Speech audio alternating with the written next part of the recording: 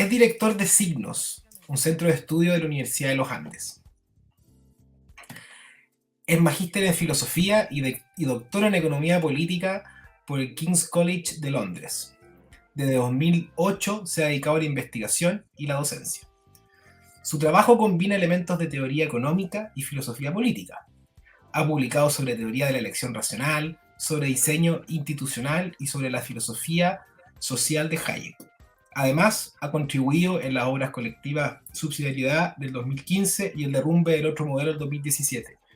Le gusta el rap y le gusta el gin. De hecho, aquí lo tenemos tomando un Negroni. Fue luterano hasta los 25 años. Y hoy, el doctor en economía no nos viene a hablar de sus áreas de estudio. Nos viene a hablar de una de sus pasiones, a saber, la tecnología. Pero la tecnología como una amenaza para el ser humano. Matías Petersen, bienvenido a este programa, ¿cómo estás? Buenas noches. Muchas gracias, Vicente, por la invitación y encantado de estar acá conversando sobre estos temas. Buenísimo.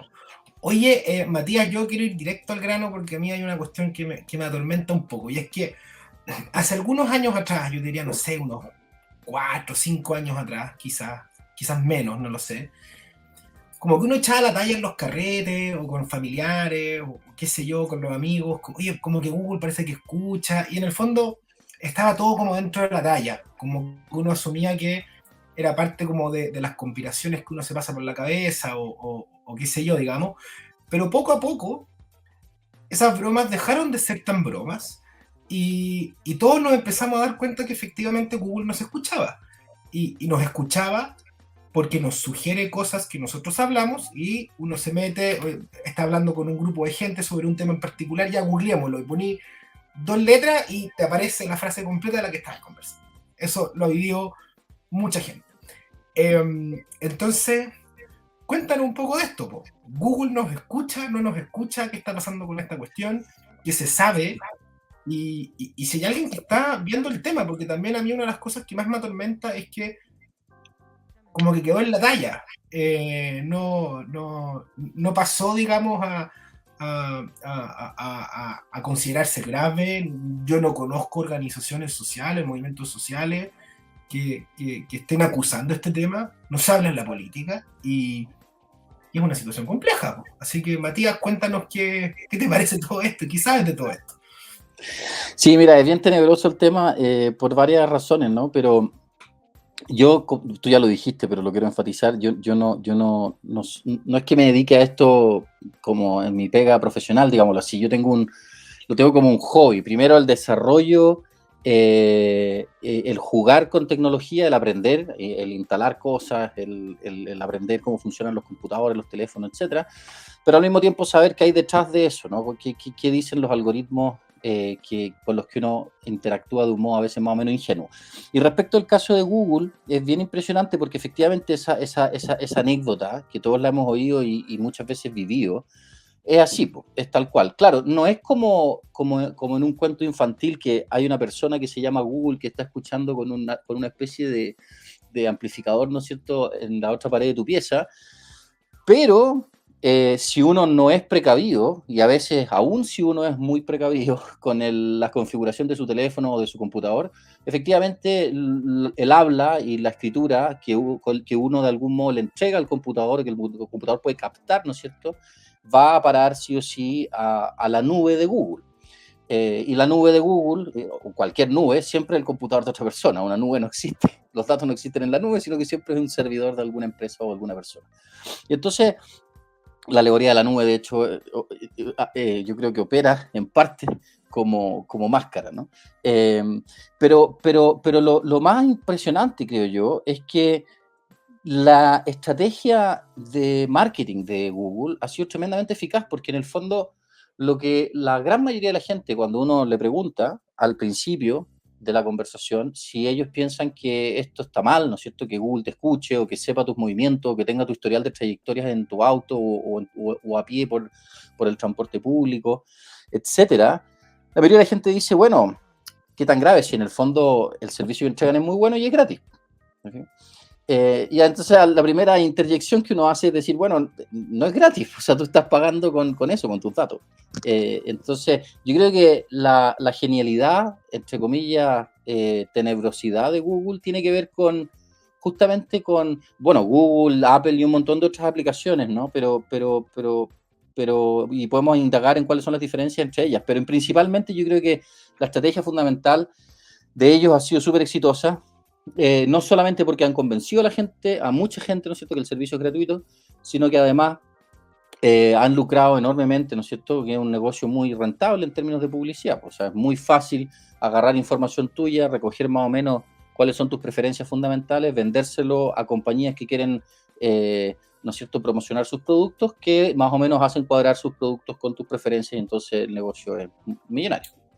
Oye, Matías, pero una pregunta pero ya se sabe en el fondo que Google nos escucha, o sea, uno, no sé, cuando haces una cuenta en Google, sale ahí como escrito en las 120 páginas que uno no lee para aceptar, digamos, esto, sale, oye, te podemos escuchar para recomendarte cosas, o se han referido al tema públicamente, o sea, podemos decir así como a ciencia cierta, Google nos escucha más allá de los tests que uno puede hacer. Sí, pues evidentemente en el fondo en las políticas de privacidad que siempre uno pasa como más o menos rápido porque como tú dices son efectivamente como 400 páginas, lo que dice es que Google o Apple o WhatsApp o lo que fuere puede recopilar información del modo en que tú interactúas con tu aplicación y con tu teléfono.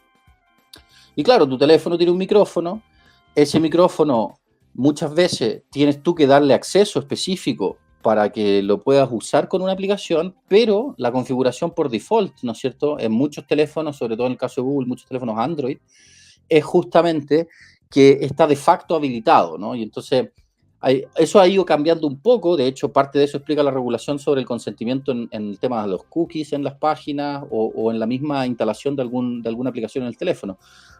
En principio, yo te voy a decir, hace unos 4 o 5 años, al instalar algo o al abrir una cuenta de Google para hacer funcionar un teléfono Android, todos los checks de privacidad estaban marcados en on, digamos, ¿no? Y tú tenías que desactivarlos, ¿no? Y hoy día hay un énfasis en la regulación puesta en que el cliente o el consumidor, la persona, la que tiene que consentir haciendo clic diciendo sí, quiero que se conecten que se recolecten mis datos, etcétera. Lo mismo ocurre hoy día en muchas páginas web, llega hasta ser latero, ¿no? Pero efectivamente tú te metes y te dice, bueno, tienes que aceptar nuestra política de cookies porque si no, no puedes navegar acá, etcétera, etcétera. Oye, Matías, ¿y hay organizaciones sociales o políticas que estén haciendo algo al respecto? En Chile yo no he visto nada, digamos, y en Latinoamérica tampoco, pero no sé si en Europa o en Estados Unidos, que tienen como más actividad cívica de repente y también son un poco más conspiranoicos algunas veces también, o se atreven también más a hablar de estos temas.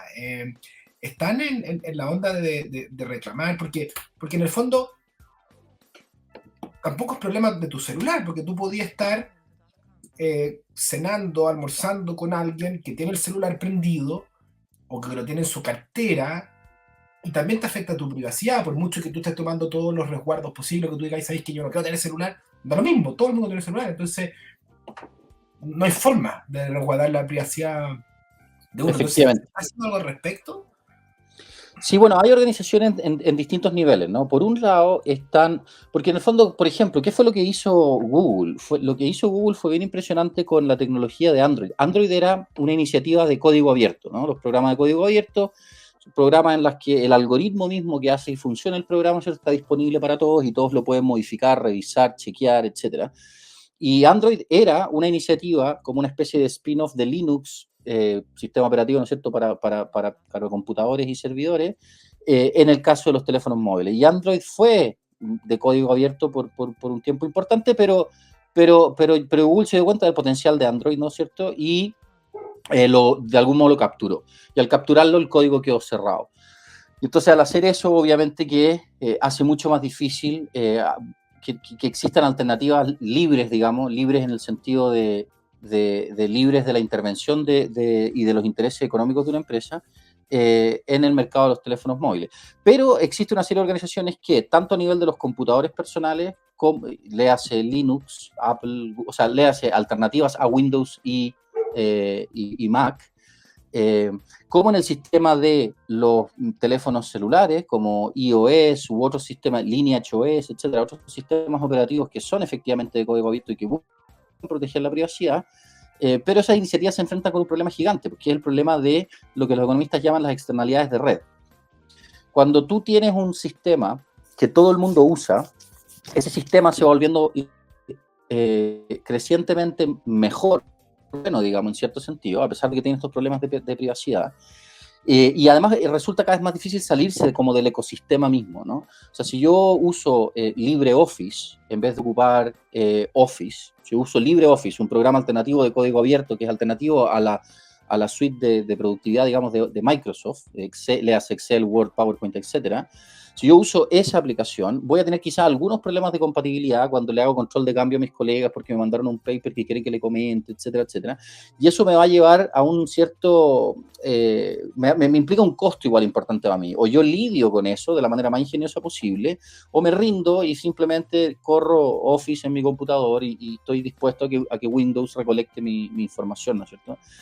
Entonces, bueno, pero yendo a las organizaciones, por un lado están organizaciones que fomentan el uso de los software de código abierto, que por su naturaleza abierta, básicamente, hay siempre gente dispuesta a estar chequeando que la privacidad de esos algoritmos sea, o sea, que los algoritmos sean más o menos, digamos, amistosos con la privacidad. Después hay organizaciones que promueven aplicaciones específicas, ¿no? Hay una página web muy interesante que se llama privacy.io, ¿no? Privacy en inglés.io. Y esa página promueve sistemas operativos alternativos, aplicaciones alternativas, sistemas de almacenamiento alternativos, donde lo que uno puede hacer básicamente es tratar de buscar alternativas viables que tengan algún tipo de soporte tecnológico, etcétera, etcétera, que no sea una cosa así súper maestro chasquilla, digamos, a los ecosistemas dominantes. Ahora, eso siempre tiene el costo de las externalidades de red, porque es que en el fondo cuando hay una comunidad de personas que usa Facebook, que usa WhatsApp y que usa Word, para trabajar Word, para comunicarse WhatsApp y para mostrar su vida personal, íntima, qué sé yo, Facebook, se vuelve incrementalmente costoso para alguien que quiere buscar una alternativa salirse de esa red, ¿no? Entonces, ese es el efecto que provoca de algún modo que estas compañías que lideran las compañías que lideran estas aplicaciones o estos software o estos teléfonos o estos computadores hayan concentrado mucho el mercado, ¿no? Entonces la concentración en el mercado de los navegadores web, léase Chrome y Safari, los computadores personales, los sistemas operativos, etcétera, se explica en parte importante, ¿no es cierto?, por este efecto que llaman los economistas externalidades de red.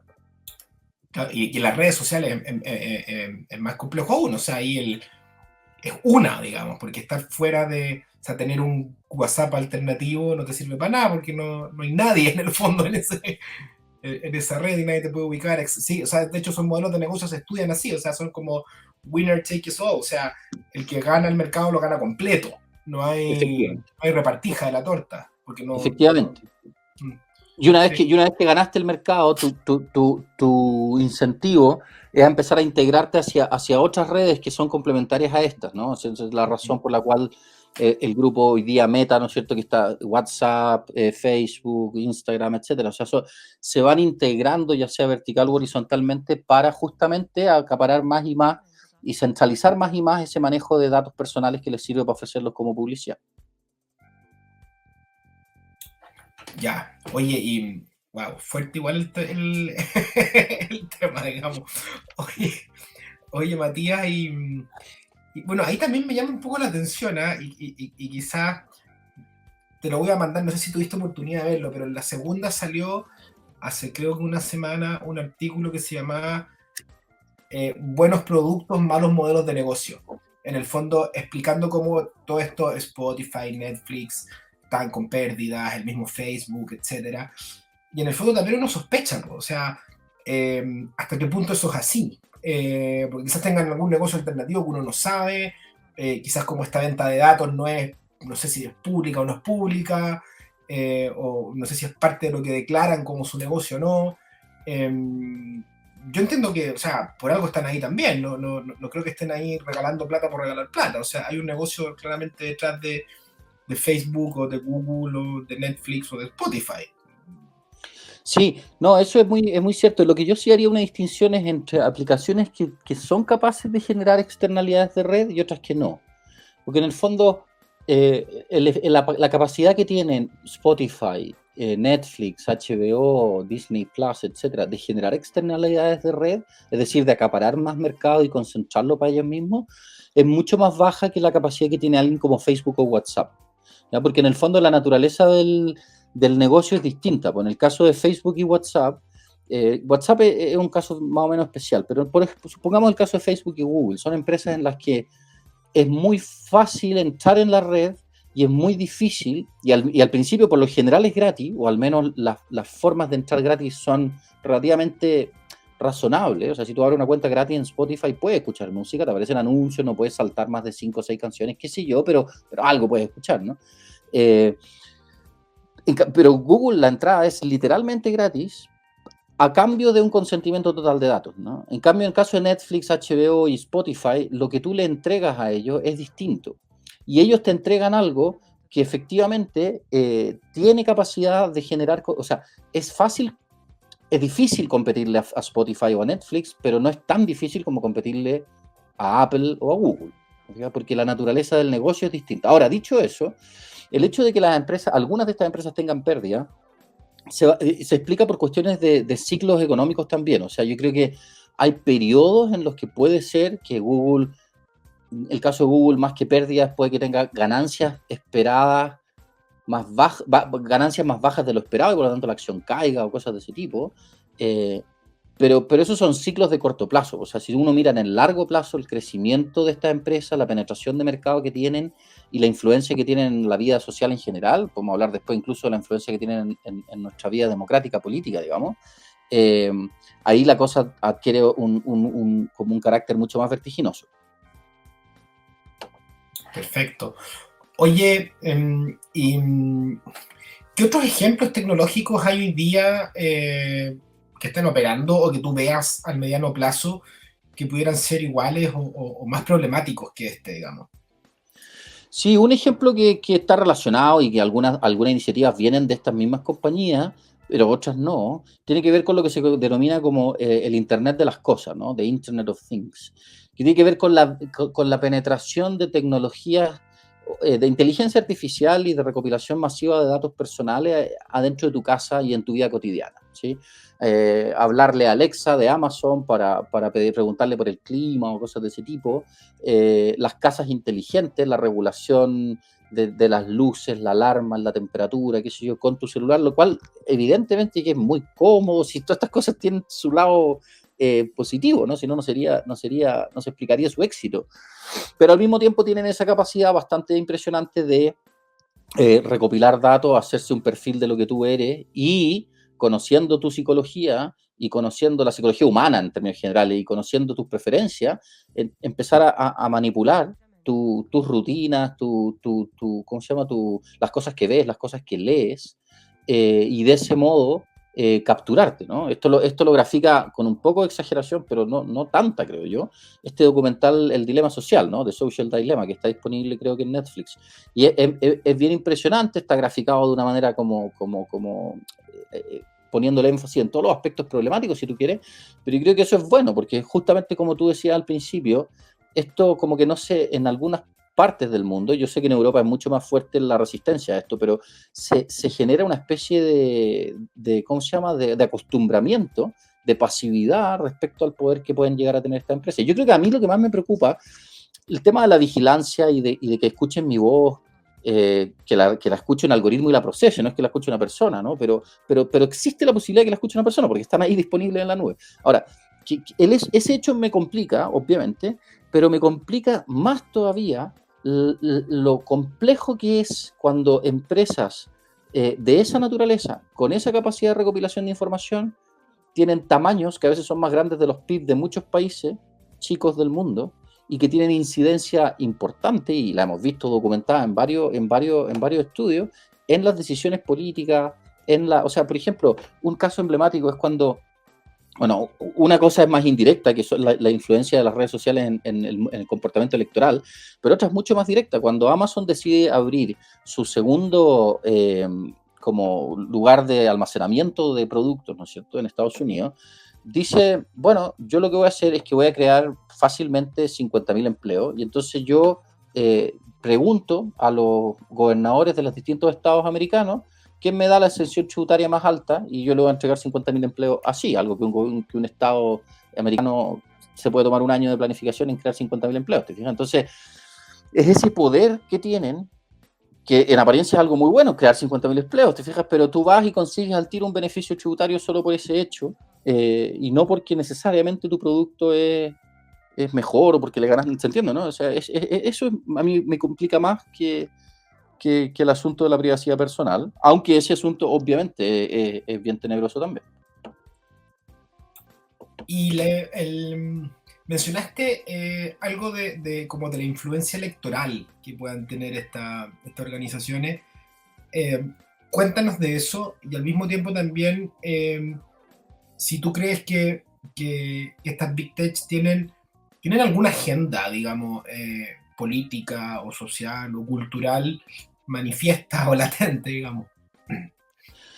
Yo creo que hay una agenda, pero no es una agenda, o no al menos en general, una agenda explícitamente perversa, digamos, así como cuando Pinky y Cerebro querían controlar el mundo, sino que es una agenda más bien de generar cambios radicales en la sociedad, ¿no? Hay estudios muy interesantes, tú debes conocer algunos de ellos en temas de sociología de la tecnología, donde se muestra como el ethos, ¿no es cierto?, del típico trabajador de Silicon Valley, el trabajador de conocimiento, el programador, que es un tipo al que se le enseña, ¿no es cierto?, que los cambios disruptivos, como ellos llaman, los cambios disruptivos en materia de innovación, son los que han generado las grandes mejoras de bienestar en la sociedad, ¿te fijas? Entonces, yo creo que hay primero un énfasis muy claro en la idea de tecnología o innovaciones disruptivas, y por otro lado un convencimiento de que son precisamente esas innovaciones las que han generado en la historia de la humanidad los mejores o los más grandes aumentos de bienestar y de progreso, ¿no? Lo cual no es cierto, obviamente, porque la historia, al menos lo que yo sé de historia económica y de historia social, muestra que son muchas veces los cambios marginales, graduales, digamos así, el tinkering que dicen los gringos, lo que ha generado grandes mejoras en la productividad, en la coordinación social, etcétera, ¿no? O sea, yo creo que obviamente que hay cambios radicales que han generado mejoras de bienestar, pero hay una especie de ideología de la disrupción en la gente que trabaja en estas empresas que a mí me parece que es perversa, que no creo que sea conscientemente perversa, pero que es de facto perversa. En parte porque también implica en muchos aspectos un tema que es otro tema. Tengo dos grandes hobbies, ¿no? Instalar nuevas distribuciones de Linux en mi computador o hacer muebles, ¿ya? Y entonces la carpintería y oficios parecidos tienen un sentido de competencia manual que es súper importante. Y la tecnología, por buenas razones a veces, ha hecho que nosotros descansemos en estas empresas para saber cómo funcionan nuestros computadores, qué hacen y qué no hacen, que cuando tú instalas un sistema operativo como Linux u otras alternativas, tú tienes que meterte un poco más en cómo funciona el cuento, justamente para ser competente de juzgar si es que esta aplicación corresponde o no corresponde que se instale, si esta nueva actualización de Windows corresponde o no corresponde que se haga. Y claro, no es que todos tengamos que ser programadores, pero yo creo que poniéndole un poquito de esfuerzo uno puede involucrarse un poco más en la naturaleza del artefacto con el que está interactuando. Porque de lo contrario, es fácil, cada vez más fácil, que te engañen y te pasen gato por liebre. Ahora, respecto a los efectos políticos, así en términos más concretos, yo creo que hay como dos vertientes importantes, ¿no? Una tiene que ver con la incidencia o la influencia directa de empresas de marketing teledirigido, digamos así, en elecciones trascendentales en Occidente, así para ponerlo en términos amplios, ¿no? Léase Brexit y la elección famosa de Clinton con Trump, ¿no? O sea, ahí hay documentación interesante, alguna más exagera que otra, pero no es pura teoría de la conspiración, respecto y hay juicios obviamente en curso y algunos ya ejecutados, sobre modos de vender datos a ya sea partidos u otras organizaciones políticas con fines electorales. Ya es como súper explícita y directa. El otro efecto que es menos explícito, pero que yo creo que tiene efectos más problemáticos en el largo plazo, son las famosas echo chambers que llaman los gringos, ¿no? Estas como especie de cavernas en las que nos encerramos cuando estamos en una red social donde todos piensan parecido a nosotros, donde le hacemos like a las cosas que nos gustan y rechazamos las que nos disgustan y no deliberamos mucho, ¿no?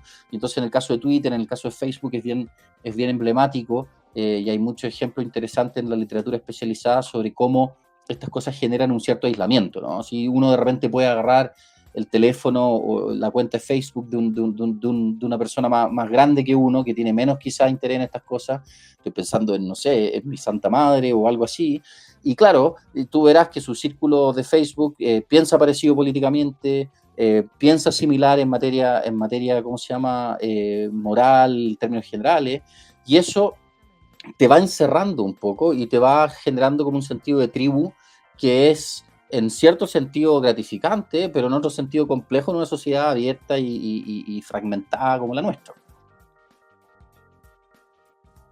Sí, a mí me ha tocado ver hartos en Twitter. Yo me hice, a raíz del canal, digamos, de Crónicas de Wilson, me hice un Twitter, qué sé yo, y empecé a crear gente como de distintos pensamientos, no todos iguales, digamos, y es impresionante cómo se ven esas como echo chambers. En el fondo hay como figuras de lado y lado que son seguidas como por barras bravas, digamos, de política, y te van generando también una polarización muy importante. Es bien impresionante ese tema, la verdad. Oye, Sí. ¿qué riesgos ves tú ya más a largo plazo si es que estas cuestiones, porque el crecimiento de esto ha sido brutal? O sea, yo no sé cuándo comenzó WhatsApp, pero ¿qué será? ¿Menos de 10 años? ¿8 años? No tengo idea. O sea, no que comenzó como empresa, sino que en el fondo comenzó a ser usado masivamente, qué sé yo. Es algo relativamente nuevo. Algo Claro. relativamente nuevo. Si uno pudiera, en el fondo, proyectar esto de aquí a 10, 20 años, cuando nuestros hijos tengan nuestra edad, por decirte algo así, o estén en la universidad, no tengo idea. ¿Qué riesgos crees tú que estamos viendo hoy respecto de la privacidad y la autonomía individual, en el fondo? Es, es muy loco pensar en estos como escenarios distópicos estilo Black Mirror o no. Yo creo que no, fíjate, o sea, yo creo que no es tan loco y de hecho algunas cosas de eso ya hemos visto, ¿eh? O sea, no tal cual como en Black Mirror, ¿no? Pero hemos visto, en cierto sentido, eh, algún tipo de trastorno psicológico severo en muchas personas por uso excesivo de ya sea redes sociales o plataformas análogas, ¿ya? Se ve en muchos casos de adolescentes en los que la frustración producto de la falta de likes en Instagram o lo que fuera genera sentimientos de angustia, depresión, inseguridad tremendo, que llevan incluso a veces al suicidio, o sea, literalmente. Tenemos otros casos que son un tema levemente distinto, pero tiene relación, que tiene que ver con la adicción a los juegos, a los videojuegos y las clínicas de rehabilitación para niños en ese sentido. Tenemos un aumento así brutal por la facilidad de los medios en cuestión de la adicción a la pornografía en distintas sociedades y en distintos tramos etarios. Y tenemos obviamente un fenómeno que está bastante documentado que tiene que ver con el tema de la polarización política. O sea, la polarización política se explica en parte, no exclusivamente, pero en parte, por las dinámicas propias de las redes sociales. Entonces, en ese sentido, los riesgos hacia adelante son creo que básicamente una profundización de algunos de las anomalías que ya vamos a observar. Aparte de eso, otro problema que es interesante y que también es preocupante, digamos, son los efectos de largo plazo en nuestro modo de razonar, digámoslo así, ¿no? Como efectos como más a nivel cognitivo, ¿ya? Hay estudios súper interesantes sobre esto, súper preocupantes también, pero muy rigurosos, creo yo, que muestran cómo cuando uno, no es que el uso de la tecnología sea en sí mismo malo, pero cuando uno descansa en la tecnología para una serie de actividades que tienen que ver con la vida de la mente, del intelecto, eso puede, en algunos casos, no siempre, pero en casos bien concretos, puede atrofiar tu capacidad cognitiva, ¿ya? O sea, un ejemplo de un estudio muy elemental, pero que grafica muy bien el punto, creo yo. Se toma alumnos, ¿no es cierto?, estudiantes de universidades prestigiosas de Europa y Estados Unidos, se les pide que asistan a una clase, ¿no es cierto?, y se les pide que tomen notas sobre la clase, y luego se les hace una prueba. Hay un grupo de control y un grupo experimental. La única diferencia entre ambos grupos es que en un caso, o sea, no es un grupo de control y uno experimental, sino que son dos grupos, y la diferencia entre ambos grupos es que en un caso las notas de los alumnos se toman en un computador y la prueba se responde en un computador, y en el segundo caso los alumnos toman notas con lápiz y papel y luego la prueba se responde también en un computador, ¿ya? O sea, lo único que varía es el medio mediante el cual ellos toman notas. Hecho eso, se replica este experimento, ¿no es cierto?, en varias partes y con varios tipos de estudiantes de distintas carreras, y es más o menos contundente la evidencia, es significativa en un alto porcentaje, digamos, la mejora, o sea, lo mejor que lo hacen los estudiantes que toman nota con lápiz y papel que los que toman nota en computador, ¿no? Y entonces eso refleja que hay ciertas actividades que tienen que ver con la memoria, que tienen que ver con el razonar, que en cierta medida el medio tecnológico puede a veces degradar o atrofiar un poco, ¿ya? Hay un autor de origen inglés, pero que es más bien conocido en Estados Unidos, que se llama Nicholas Carr, C-A-R-R, ¿no es cierto?, que ha escrito varios libros sobre este tema, ¿no? Y a él le interesa mucho ese aspecto. Y hay un filósofo canadiense también, Michael Patrick Lynch, que ha dedicado sus últimos, qué sé yo, 5 o 7 años de vida académica a estudiar los posibles efectos negativos en nuestro modo de razonar del hecho de que descansemos en estas tecnologías. Ejemplos concretos hay miles, ¿no? El que te mencionaba es un experimento, pero ejemplos en la vida cotidiana que uno podría quizás ver como más cercano es hoy día, ¿a quién no le ha pasado que se queda sin batería o se queda sin acceso a sus recursos tecnológicos y no se sabe ni un teléfono? Entonces no puede llamar a nadie porque todos los teléfonos están almacenados ahí y está muy bien, si son muchos, ¿no? Nadie le pide al mundo que se aprenda todos los números, pero es complejo que hay ciertas actividades o ciertos procesos intelectuales que parecen ser degradados cuando descansamos para ello en la tecnología.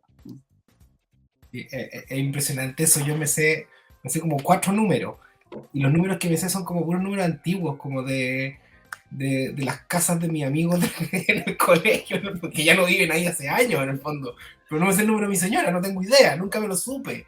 Entonces, y la he llamado muchas más veces, entonces... A mí me pasa lo mismo, yo me acuerdo el número de teléfono de las casas donde yo vivía cuando chico, pero el número de mi señora se lo tengo que preguntar siempre, porque se me olvida. Me sé la primera parte, pero se me olvida y no hay caso, ¿no? No, oye, es verdad eso. Oye, y ahora también hay un tema, hay como un dilema ético también, pensando, ahora volviendo un poco a las redes sociales, porque ya, es cierto que te genera polarización, que hay mucha agresividad, y eso puede ser en el fondo complejo en términos sociales, genera algo malo. No obstante, también el control de eso eh, te genera también como una disminución de como la libertad de expresión, y también se ve cuando tú empiezas como a regular un poco las redes sociales, y de repente no regular desde el dueño de la Big Tech o desde la estructura misma del Twitter o el Facebook, sino que a través, por ejemplo, de la FUNA. Oye, tú que estás diciendo esto, ¿qué opinará tu jefe de la empresa no sé cuánto, digamos, que tú dijiste tal cosa? Y en el fondo lo que está haciendo es tratar de despedirlo de su pega o amenazarlo de despedirlo de su pega porque dijo algo que a alguien no le gustó en una red social. Yo lo he visto en LinkedIn un montón de veces.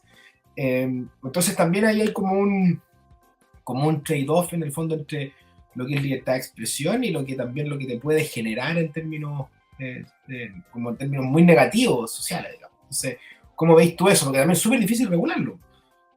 Sí, no, el desafío es gigante en términos de la regulación, porque en el fondo, como tú bien dices, está siempre ese riesgo de que por vía regulatoria termines como empeorando las cosas, ¿no? Y esto ya lo decía Aristóteles en el libro de la política, o sea, un régimen existente, y él lo pensaba en los regímenes políticos, pero uno lo puede aplicar mutatis mutandi a otras instituciones sociales, no es razón suficiente modificarlo o intervenir en él por el hecho de que genere males. Por lo que tú tienes que asegurar es que la nueva situación que tú propones genere al menos menos males que la anterior.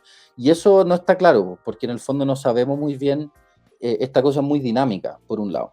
Y por otra, hay una cultura, y esto yo creo que es independiente de las redes sociales, y que viene de antes de las redes sociales, pero que potencia el efecto nocivo de las redes sociales, que es el tema identitario. O sea, el tema identitario en política y en cultura en términos generales enfatiza esta cultura de la funa, de los tabús, de la corrección política, etcétera. Y esa como actitud de mucha gente con la que tú no puedes básicamente discrepar sobre nada, se ve como hiperpotenciada por redes sociales y se vería hiperpotenciada para mal por una mala regulación de las redes sociales. Entonces, en realidad es un poco un callejón sin salida en algunos aspectos. Yo lo que he visto en materia de regulación de grandes tecnológicas tiene que ver más con que es un tema que más me queda más cerca, digamos, tiene que más bien que ver con el tema de cómo regular el poder económico y en consecuencia el potencial poder político que tienen estas instituciones. Eh, pero en términos de la tensión que existe entre libertad de expresión y grandes tecnológicas, yo ahí me declaro como incompetente total, ¿no? Lo único que sí diría, así simplemente para comentarlo, es que la esperanza ha estado puesta de parte de muchas autoridades políticas en la autorregulación de estas compañías, pero claro, lo que ha terminado pasando es que estas compañías, justamente con la intención de hacer amén a la corrección política vigente, porque la corrección política cambia, ¿no es cierto? ¿Qué es lo que es políticamente correcto?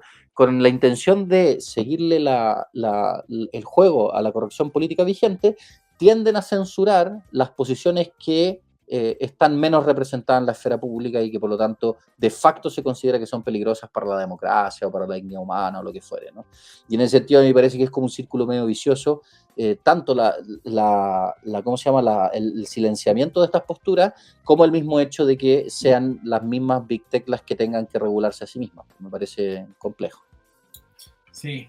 Oye, bueno, todo esto lo estamos hablando desde el prisma de Occidente, pero ahora yéndonos un poco a Oriente, sobre todo a China. Yo vi hace poco un documental de un piloto que estaban haciendo en una ciudad china, una ciudad chica china, digamos, para los estándares chinos, no me acuerdo cómo se llamaba, pero no sé si era como ciudad inteligente, de crédito social, que en el fondo, yo lo encontraba macabro, o sea, ellos tenían todo regulado, o sea, si que tú te comprabas una cerveza en vez de una leche en el supermercado, eran, ponte tú, menos puntos. Si tú cruzabas en la calle en rojo en vez de en verde, tenías menos puntos. Y una serie de cosas, digamos. Incluso si tú decías algo en contra del gobierno, digamos, en una red social, no tengo idea, eran menos puntos. Y esos menos puntos, o más puntos, tenían consecuencia que pagaras eventualmente menos, por ejemplo, en el bus, en la micro, o que tuvieras un mejor acceso, ponte tú, un crédito hipotecario, o qué sé yo, escalar en el Partido Comunista Chino, no tengo idea. Y lo que más me llamó la atención a mí es que entrevistaban a gente de esta ciudad y era como, está bien, porque la gente se porta mejor, la gente no cruza en luz roja, se cuida más. O sea, como que lo valoraban porque en el fondo como que vivían, sí, vivían hipercontrolados, pero vivían tranquilos también. Entonces, ¿y por qué te pregunto esto? Porque también yo le eché una mirada, estaba viendo unos datos de la encuesta CEP que salió la semana pasada, creo que fue, la semana pasada, sí. Y había una pregunta que era, del 1 al 10, en donde 1 es completa libertad individual y 10, completo orden público, ¿dónde te ubicas tú? ¿Ya? Y las opciones 7 y 10, que eran como mucho orden público, en diciembre del 2019 en Chile correspondían al 41%. Hoy son el 66%. O sea, subieron en el fondo 25% en 2 años y medio, o 2 años en el fondo, a raíz del tema de la crisis social, del estallido, etc. Pero es un salto gigante. Entonces lo que te está diciendo hoy día la gente es, yo estoy dispuesto a sacrificar completamente mi autonomía individual, mi libertad individual, por un orden completo. Entonces, ¿qué riesgos también hay hoy día con la tecnología que hay de que podamos encaminarnos a una sociedad hipercontrolada y deseada por la gente al mismo tiempo?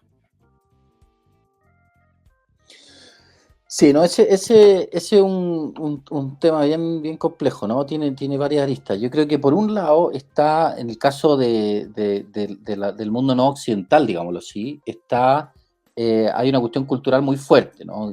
Hay una tradición más autoritaria, si tú quieres, o más pasiva, por las razones que sea, en algunas partes del mundo no occidental. Pero el mundo occidental, eh, en la medida en que, creo yo, esto es discutible, pero en la medida en que ha ido abandonando progresivamente sus raíces propiamente occidentales, digámoslo así, se ha vuelto inevitablemente más pasivo también, ¿ya?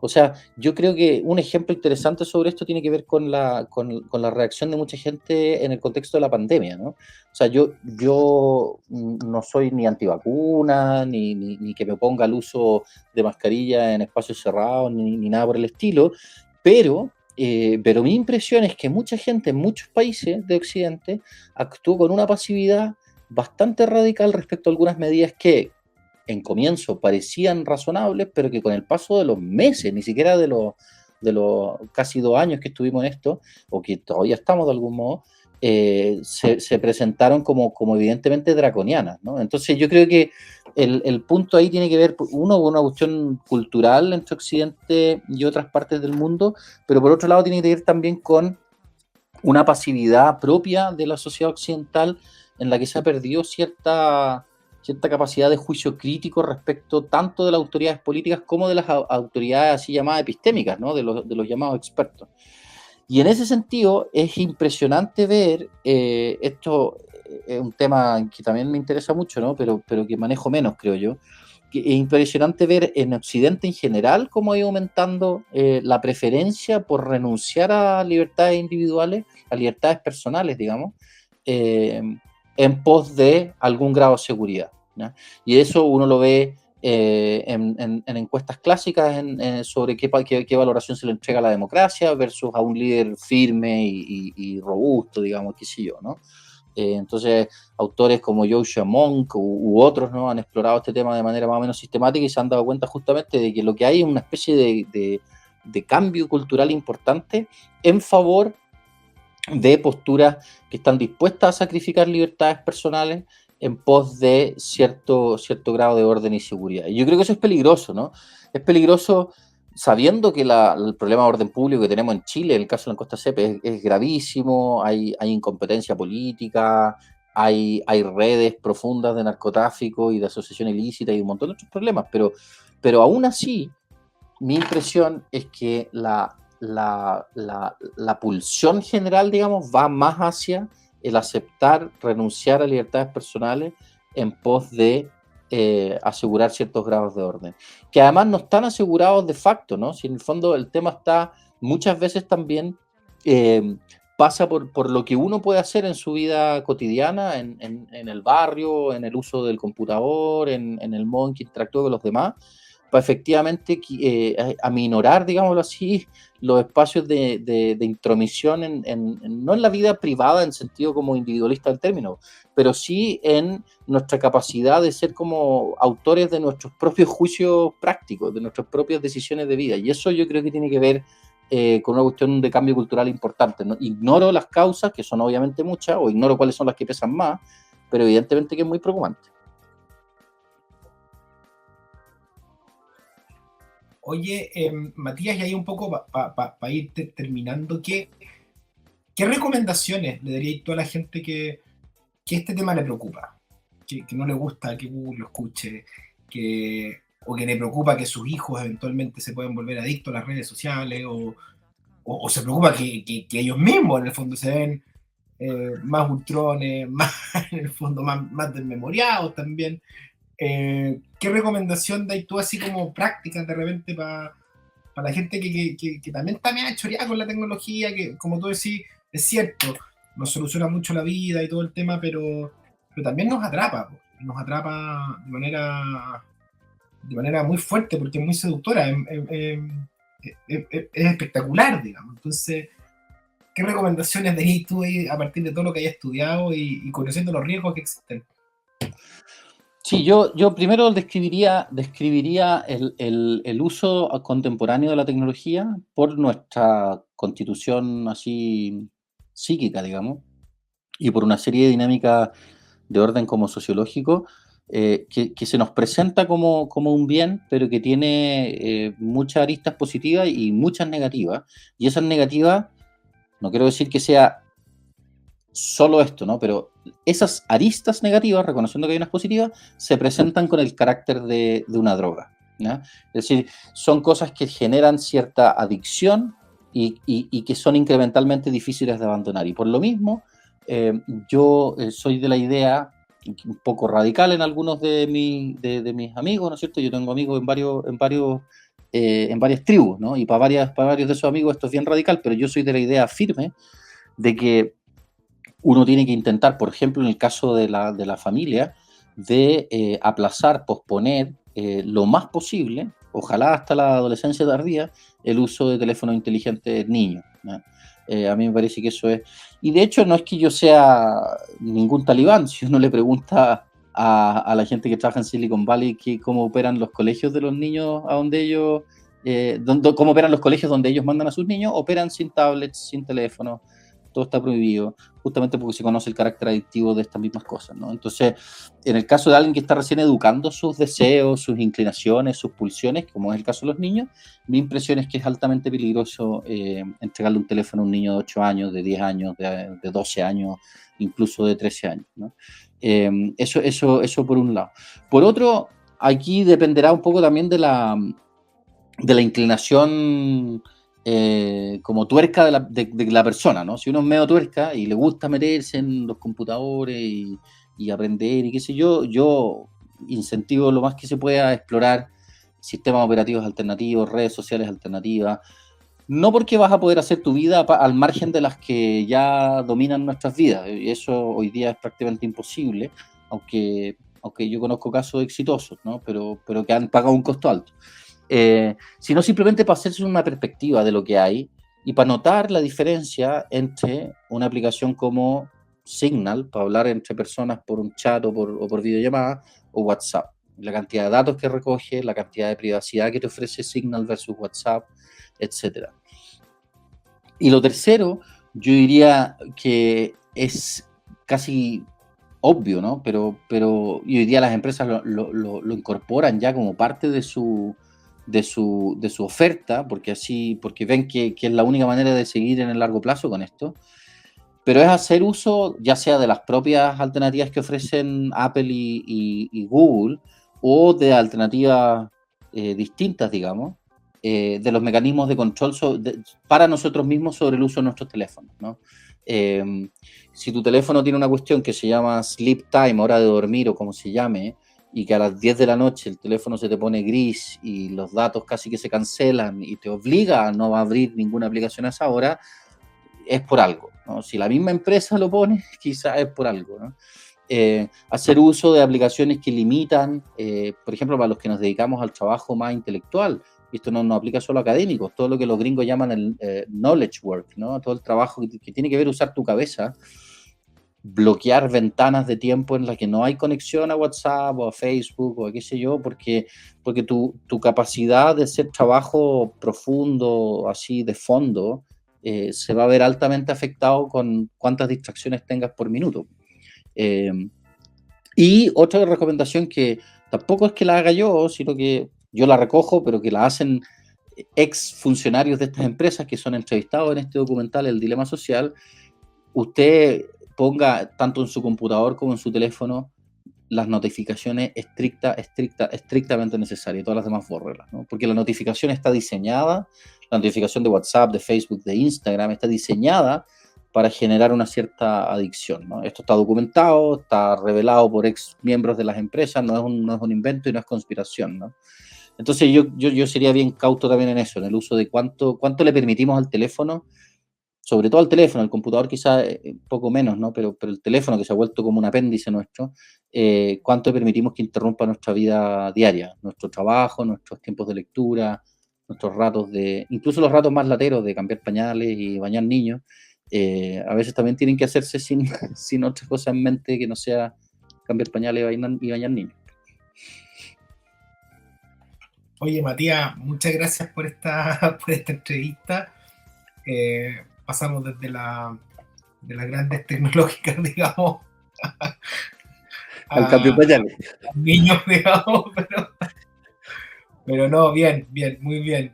Así que, oye, no, nada, muchas gracias y éxito en todo, pues, y a todos los que nos están escuchando también, ojo con los celulares, ¿ah? O sea, no solamente porque nos escuches, si en el fondo no hay nada, no somos espías, digamos, no somos James Bond, pero sí, ojo con que nos consuma parte de nuestras vidas. Así que eso, Matías, muchas gracias, ¿ah? Un abrazo No, grande. gracias a ti, muchas gracias por la invitación y la verdad disfruté mucho la conversa, así que 1.000.000 de gracias.